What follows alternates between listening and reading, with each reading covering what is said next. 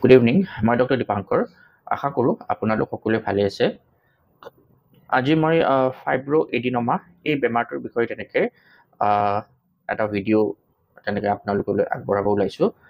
ফাইব্ৰ এডিনমাটো সাধাৰণতে ব্ৰেষ্টত মানে মহিলা মানুহৰ তেওঁলোকৰ ব্ৰেষ্টত বা স্তনত হোৱা এক প্ৰকাৰৰ টিউমাৰ হয়।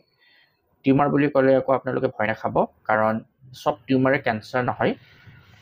বেছিভাগ টিউমাৰ নন কেঞ্চাৰাছ বা বিনাইন থাকে, আৰু ৰেয়াৰলিহে টিউমাৰবিলাক কেঞ্চাৰলৈকে তেনেকৈ ট্ৰান্সফৰ্ম হয় বা কেঞ্চাৰলৈকে তেনেকৈ ৰূপান্তৰ হয়। এতিয়া মহিলা মানুহৰ তেওঁলোকৰ স্তনত বা ব্ৰেষ্টত যিমান টাইপৰ টিউমাৰ ডেভেলপ হয়, সেই টিউমাৰবিলাকৰ বেছিভাগে বিনাইনে থাকে, মানে নন মেলিগনেণ্ট বা নন কেঞ্চাৰাছ। সেই টিউমাৰবিলাক তেওঁলোকৰ জীৱনৰ কালচোৱাৰ কোনোবা নহয় কোনোবা সময়ত তেনেকৈ দেখা দিয়ে, আৰু সেই বিনাইন টিউমাৰবিলাকৰ ভিতৰত সকলোতকৈ কমন টিউমাৰবিধেই হৈছে ফাইব্ৰ এডিনমা।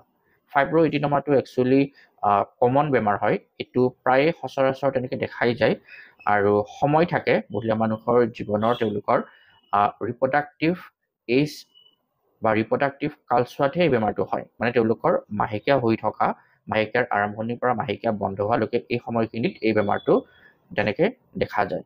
এইজ ব্ৰেকেট বুলি ক'লে সাধাৰণতে আপোনালোকে 15ৰ পৰা 35 মান তেনেকৈ ধৰিব পাৰে। এইখিনি সময়ছোৱাত বেছি কমনলি তেনেকৈ দেখা যায়।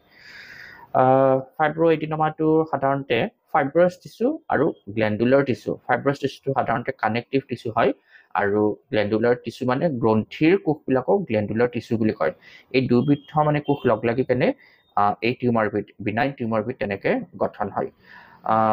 টিউমাৰবিধ সাধাৰণতে আপোনাৰ পেইনলেছ থাকে, মানে পেইন নাথাকে, কিন্তু মাহেকীয়াৰ আগে আগে তেনেকৈ অলপ পেইন তেনেকৈ থাকিব পাৰে। আৰু মোৰ প্ৰেক্টিছতো তেনেকৈ কিছুমান মানে ফাইব্ৰ এডিনমাৰ পেচেণ্টৰ মই তেনেকৈ পেইন দেখিছোঁ। তেওঁলোকে টাচ কৰিলে বা তেওঁলোকৰ কিবা বস্তু তেনেকৈ কণ্টেক্টত আহিলে তেওঁলোকে পেইন ফিল কৰে, আৰু মাহেকীয়াৰ আগে আগে অলপ পেইনৰ চেঞ্চিটিভিটিটো বেছি হয়। কিন্তু বহুত ক্ষেত্ৰত তেনেকৈ পেইন নোহোৱাকেই থাকে ফাইব্ৰ এডিনমাৰ কেছবিলাক। লাম্প বুলি ক'লে বা মাছ বুলি ক'লে বা গুটি বুলি ক'লে তেনেকৈ ডেভেলপ হয় ব্ৰেষ্টৰ স্কিনৰ তলেদি তেনেকৈ, মানে মাংসপেশীখিনিত। আৰু সেইবোৰ সাধাৰণতে কেতিয়াবা চলিটাৰী হয়, মানে এটাই থাকে, কেতিয়াবা দুটা তিনিটাও থাকিব পাৰে, কেতিয়াবা বাইলেটাৰেল হয়, মানে দুটা ব্ৰেষ্ট বা স্তনতে হ'ব পাৰে, কেতিয়াবা ইউনিলেটাৰেল হয়, মানে আইদাৰ ৰাইট অৰ লেফ্ট ব্ৰেষ্টত তেনেকৈ হ'ব পাৰে।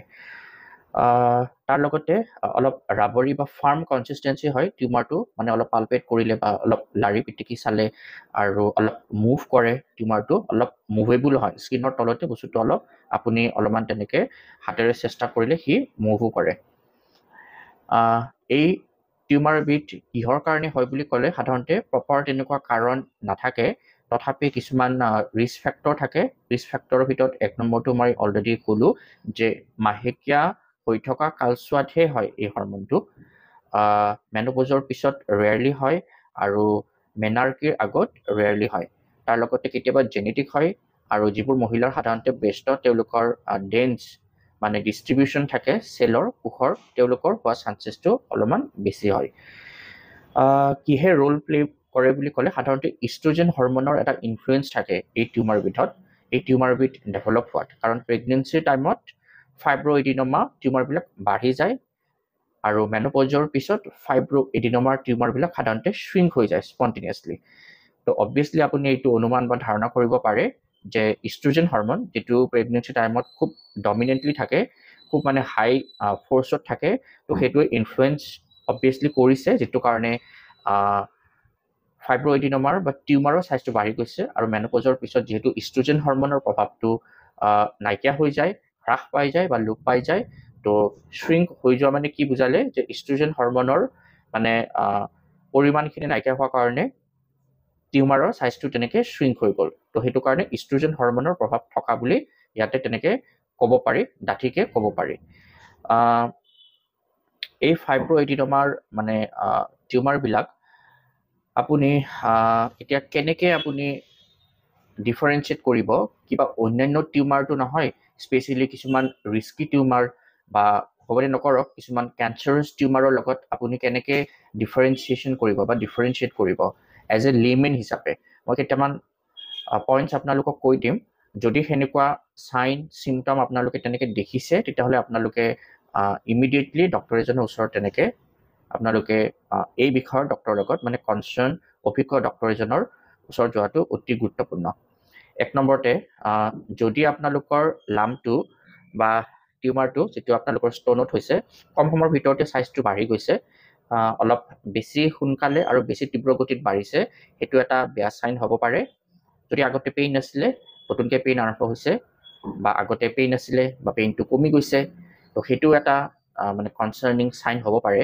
কিন্তু আপোনালোকে এইটো মনত থাকিব যে কেঞ্চাৰাছ টিউমাৰে হওক বা নন কেঞ্চাৰাছ টিউমাৰে হওক, এনি কাইণ্ড অফ টিউমাৰ হ'লে আপোনালোকে সেইটো গুৰুত্ব দিব।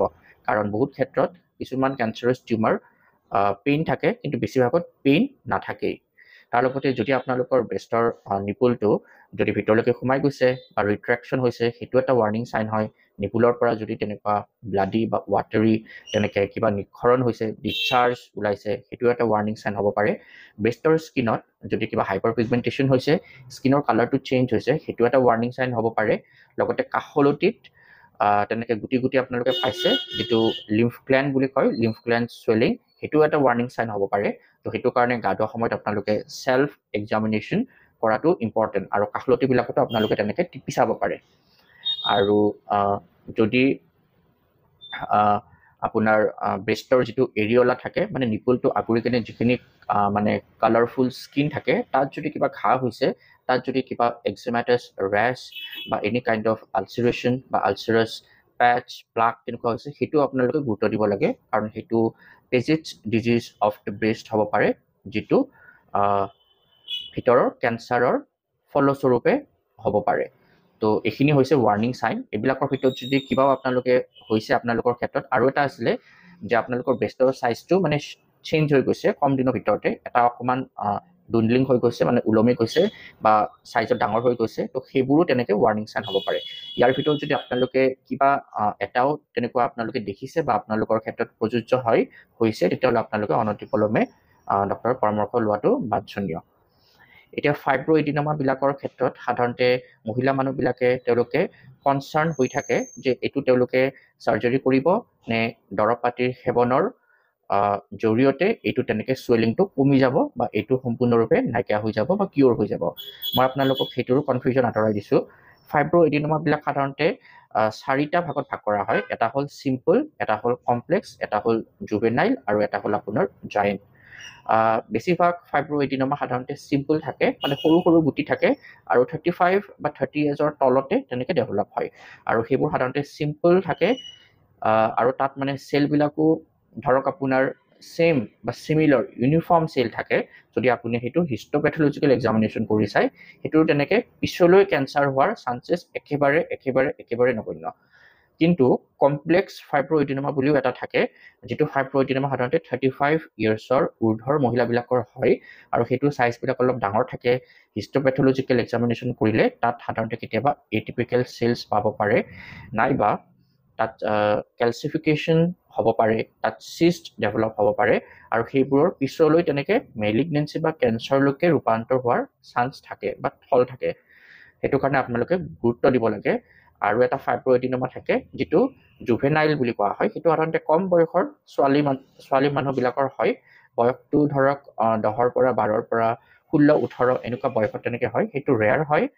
আৰু আপোনাৰ লাষ্টৰ ফাইব্ৰ'এডিনোমাৰ টাইপটো জায়েণ্ট ফাইব্ৰ'এডিনোমা, যিবিলাকৰ চাইজটো সাধাৰণতে 5 চেণ্টিমিটাৰতকৈ বেছি হয়। সচৰাচৰ ফাইব্ৰ'এডিনোমাবিলাকৰ চাইজবিলাক 1-2 এনেকুৱা চেণ্টিমিটাৰতকৈ বেছি নহয়, বা 2.5 চেণ্টিমিটাৰ মানতকৈ বেছি নহয়। যদি আপোনালোকৰ ফাইব্ৰ'এডিনোমাৰ চাইজটো 5 চেণ্টিমিটাৰৰ তলৰ হয়, আৰু লগতে আপোনালোকৰ মই এনেকৈ কোৱা একো ৱাৰ্ণিং চাইন, যিকেইটা মই চাইন আপোনালোকক কৈছিলোঁ, যিকেইটা অকণমান ৰিস্কি চাইন থাকে বা ৱাৰ্ণিং বা ডেঞ্জাৰাছ চাইন, সেই চাইনকেইটাৰ ভিতৰত তেনেকুৱা একো আপোনালোকে পোৱা নাই, তেতিয়াহ'লে আপোনালোকে হোমিঅ'পেথিক দৰৱৰ বা ট্ৰিটমেণ্টৰ সহায় ল'ব পাৰে। 5 চেণ্টিমিটাৰৰ তলৰ ফাইব্ৰ'এডিনোমা, যিটো অলৰেডি কনফাৰ্ম হৈছে আল্ট্ৰাছ'ন'গ্ৰাফিত বা FNAC বা ফাইন নিডল এস্পিৰেশ্যন চাইটলজিত বা বায়'পছিত, সেইটোত আপোনালোকে হোমিঅ'পেথিক দৰৱৰ সহায় লৈ সম্পূৰ্ণৰূপে নাইকিয়া কৰি দিব পাৰে। কমনলি ইণ্ডিকেটেড খুব মানে ইফেক্টিভ দৰৱৰ ভিতৰত সাধাৰণতে কোনিয়াম মেক, আপোনাৰ calcarea fluor, asterias rubens, pulsatilla, calcarea phos, silicea, thyroidinum, phytolacca, bryonia alba, thuja occidentalis medorrhinum এনেকুৱা টাইপৰ দৰৱৰ মানে আমি সহায় লওঁ, যিবোৰ দৰৱ হাইলি ইফেক্টিভ আৰু এই দৰৱবোৰ তেনেকৈ আপোনাৰ লক্ষণ পাতিখিনি চাই মেলিহে তেনেকৈ প্ৰেছক্ৰাইব কৰা হয় এটা নিৰ্দিষ্ট ড'জত এটা নিৰ্দিষ্ট সময়ৰ কাৰণে, আৰু মাজে মাজে আকৌ তেনেকৈ ৰিইভালুৱেশ্যন কৰি কেনে আপোনাক তেনেকৈ চাই থকা হয়, আপোনাক ফ'ল' আপ কৰি থকা হয়, আৰু এভৰি 3 মাহৰ মূৰে মূৰে আকৌ তেনেকৈ হয়তো আল্ট্ৰাচাউণ্ড কৰি কেনে আপোনাৰ লাম্পটো বা নডিউলটোৰ চাইজটো আকৌ তেনেকৈ ৰিএছেছ কৰা হয় যে দৰৱ দিয়াৰ পিছত কিমানখিনি কমিলে, আৰু সেনেকৈ আপোনাৰ ট্ৰিটমেণ্টটো আগবাঢ়ি যায়। মিনিমাম কিমান দিনৰ কাৰণে দৰৱ সেৱন কৰিব লাগে বুলি ক'লে এটলিষ্ট মিনিমাম 6 মাহলৈকে দৰৱ সেৱন কৰাটো প্ৰয়োজনীয় হয় ফাইব্ৰ'এডিনোমাৰ কেছত, হোমিঅ'পেথিক ফালৰ পৰা ক'বলৈ গ'লে। এতিয়া ফাইব্ৰ'এডিনোমাবিলাকৰ বিষয়ে আপোনালোকে অকণমান গম পালে। তো সকলো ফাইব্ৰ'এডিনোমাই তেনেকৈ কেঞ্চাৰ নহয়, ভেৰি ৰেয়াৰলিহে ফাইব্ৰ'এডিনোমা কেঞ্চাৰলৈকে তেনেকৈ ৰূপান্তৰ হয়, আৰু সেইটো তেনেকৈ কমপ্লেক্স আৰু ডাঙৰ ফাইব্ৰ'এডিনোমাবিলাকৰ ক্ষেত্ৰত প্ৰযোজ্য হয়। আৰু সঠিক সময়ত তেনেকৈ ট্ৰিটমেণ্ট কৰিলে বা অভিজ্ঞ ডক্টৰৰ পৰামৰ্শ বা ট্ৰিটমেণ্ট বা চিকিৎসাৰ নিদান পালে ফাইব্ৰ'এডিনোমা সম্পূৰ্ণৰূপে নাইকিয়াও হৈ যায়, চাৰ্জাৰীৰ অপশ্যনৰ ফালে নোযোৱাকৈ। এতিয়া চাৰ্জাৰী কোনবিলাক ফাইব্ৰ'এডিনোমাৰ ক্ষেত্ৰত প্ৰযোজ্য হয়? নৰ্মেলি যিবোৰ ফাইব্ৰ'এডিনোমা চাইজটো ডাঙৰ হৈ গৈছে 5 চেণ্টিমিটাৰতকৈ বা তাতকৈ বেছিকৈ ডাঙৰ হৈছে, লগতে আপুনি পেইন ফিল কৰি আছে, বেছি পৰিমাণে আপোনাৰ ডে টু ডে এক্টিভিটিছবিলাক হেম্পাৰ হৈছে, ঠিক আছে, আপুনি ভালকৈ কাম কাজ কৰিব পৰা নাই, আৰু অলৰেডি আপুনি কনজাৰভেটিভ ট্ৰিটমেণ্ট কৰি কেনেও সুফল পোৱা নাই, আৰু লগতে আপোনাৰ ৱাৰ্ণিং চাইনবিলাক মই যিখিনি কৈছিলোঁ তাৰ ভিতৰত কিবা তেনেকৈ দেখা দিছে, বা আপোনাৰ ফেমিলি হিষ্ট্ৰীত তেনেকুৱা ব্ৰেষ্ট কেঞ্চাৰ বা অভেৰিয়ান কেঞ্চাৰ বা ইউটেৰাইন কেঞ্চাৰৰ তেনেকুৱা হিষ্ট্ৰী আছে, তেতিয়াহ'লে সেইবোৰ কেছত সাধাৰণতে চাৰ্জাৰীৰ হেল্প লোৱা হয়, বা চাৰ্জাৰীটো মানে প্ৰাইম বা মষ্ট ইম্পৰ্টেণ্ট ট্ৰিটমেণ্ট অপশ্যন বুলি তেনেকৈ গণ্য কৰিব পাৰি। এতিয়া ফাইব্ৰ'এডিনোমাৰ তেনেকুৱা কিবা যদি লক্ষণ পাতি আপোনালোকে পাইছে, তেতিয়াহ'লে আপোনালোকে অনতিপলমে ভাল ডক্টৰ এজন, গাইনকলজিষ্টেই হওক নাইবা ব্ৰেষ্ট চাৰ্জন হওক বা ব্ৰেষ্ট অনকলজিষ্ট নাইবা এজন ভাল অভিজ্ঞ হোমিঅ'পেথিক ডক্টৰ এজনৰ ওচৰত আহি কেনে আপোনালোকে তেনেকৈ কনচাল্টেশ্যন কৰিব পাৰে, যিয়ে এই কেছবোৰ তেনেকৈ হেণ্ডেল কৰি থাকে।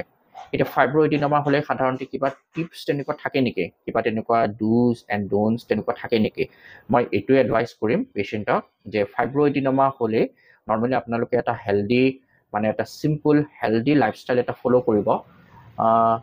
আপোনালোকে ধৰক ননষ্টিক এইবিলাকত ৰান্ধি বাঢ়ি খোৱা এই অভ্যাসবোৰ আঁতৰাব, লগতে আপোনালোকে বাহিৰা বস্তু পেকেজড খাদ্যবস্তুবিলাক আপোনালোকে কমাই দিব, ৰেড মিট কমাই দিব, এলকহল স্মকিঙৰ যদি তেনেকুৱা কিবা হেবিট থাকে সেইটো কমপ্লিটলি মানে পৰিত্যাগ কৰিব, ঠিক আছে। তাৰ লগতে আপোনালোকে কছমেটিক্স যিবোৰ যথেষ্ট পৰিমাণে ফ্ৰেগ্ৰেঞ্চ থকা কছমেটিক্স তেনেকুৱা আপোনালোকে ব্যৱহাৰ নকৰিব, সেইটো এণ্ডক্ৰাইন ডিছৰাপ্টৰ হিচাপে কাম কৰিব পাৰে। আৰু আপোনালোকে টাইট তেনেকুৱা মানে ব্ৰা তেনেকৈ নিপিন্ধিব, মানে ৱেল ফিটেড প্ৰপাৰলি ফিটেড ভাল ছাপৰ্ট দিয়া তেনেকুৱা ইনাৰ আপোনালোকে ব্যৱহাৰ কৰিব। আজিলৈ এইখিনিয়ে, আশা কৰিছোঁ এই কথাখিনি আপোনালোকক হেল্প কৰিব। আপোনালোকৰ কিবা ডাউটছ কুৱেৰিজ থাকিলে কমেণ্ট ছেকশ্যনত দিব পাৰে। I will try to get back. Thank you so much for watching.